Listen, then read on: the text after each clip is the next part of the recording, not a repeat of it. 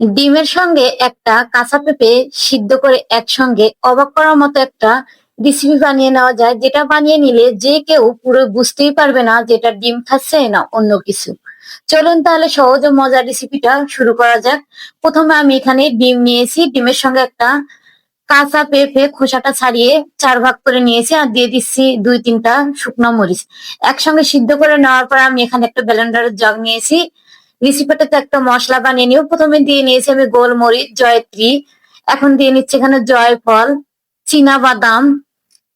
দিয়ে দিচ্ছি সেই সিদ্ধ করে রাখা শুকনো মরিচ, কাঁচা মরিচ 2-3টা, আর এখানে কিছু ধনিয়া পাতা দিয়ে দিলাম।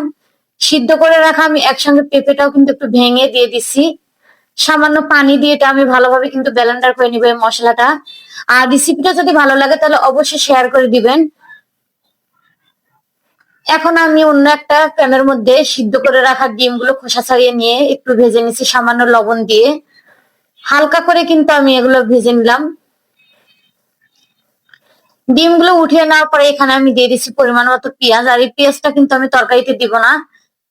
যদি ঘরে পেঁয়াজ কম থাকে তাহলে কিন্তু এইভাবে পেঁপে মিশিয়ে দুর্দান্ত স্বাদের একটা রেসিপি বানিয়ে নিতে পারেন। পেঁয়াজটা আমি ব্রেস্তা করে নিয়েছি, এটা কিন্তু শেষের দিকে কাজে লাগবে, পুরো রেসিপিটা দেখতেই থাকুন।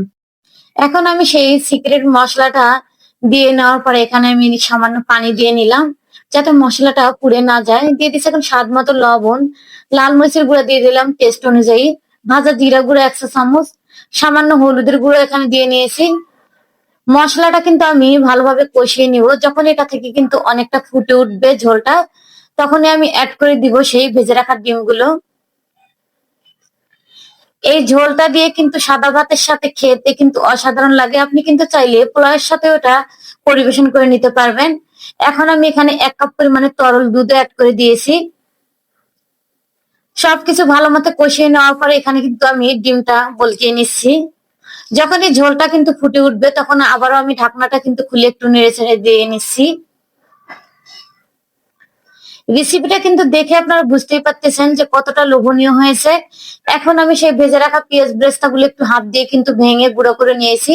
নেওয়ার পরে এখানে আমি স্বাদে ম্যাজিক মশলা একটা দিয়ে নিয়েছি। দেওয়ার পরে এখানে আমি গোটা কয়েকটা কাঁচামরিচও দিয়ে নিলাম। আর রান্নাটা কিন্তু আমার শেষের দিকে প্রায়, এখন আমি চুলাটা অফ করে আপনাদের এটা পরিবেশন করে দেখিয়ে দিব। এই রেসিপিটা কিন্তু যে কোনো সাদা ভাত, যে কোনো তরকারির সঙ্গে এটা পরিবেশন করে দেখতে পারবেন, যে খেতে কিন্তু এটা অসাধারণ হয়।